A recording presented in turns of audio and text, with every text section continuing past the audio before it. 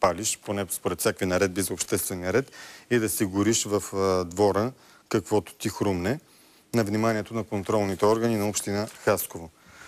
Затрупани сме с сигнали, свързани с проблема с бездомните кучета. Започвам с един малко по-особен, защото засяга куче, което принципно е бездомно, но едни хора са го приютили не в апартамента си, не в къщата си, а в общите части на блока, в фоето. Ето на първата снимка виждате кученце, което си има отдолу чердже в ъгъла. Това е на входа на блока.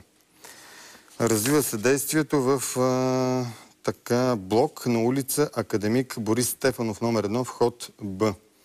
Това е район Витоша ли? След малко ще ви кажа така. Какво ни пише зрители Илиян?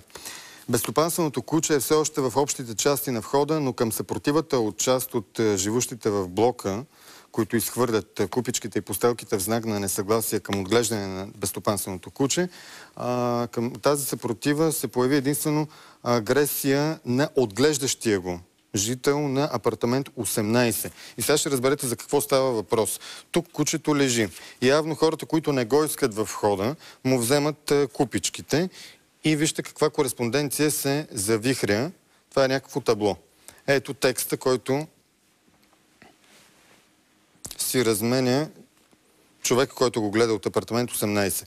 Някой упорито се опитва да си събере комплект сервиз от купите на кучето. Удивителна. Ако имате нужда и от прибори, вилици и лъжици, се обадете на апартамент 18. Ще ви услужа и подаря. Усмивка. Който и да е. Е много жалък и правилно съм го съжалила. Кучето се храни с купи и без купички, така че то пак печели и жалко за губещите. Пише тази упорита жена от апартамент 18.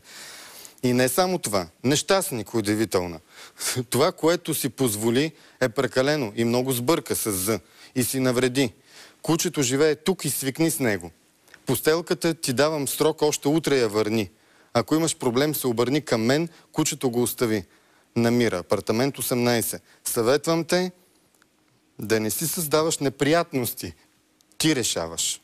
Удивителна. Значи, не знам тук дали имат нужда от екоравновесие или от някаква служба, занимаваща се с психични разстройства, но така или иначе тези разстройства ще ги получат психичните хората, които не смятат, че е редно, когато някой много обича кучетата, да ги гледа в общата част на входа. Вместо да си ги вземе в апартамент 18. Оказва се, че абсолютно са безсилни хората и са писали до всякакви институции, включително до екоравновесие. Оттам са казали, то е кастрирано и всичко е наред.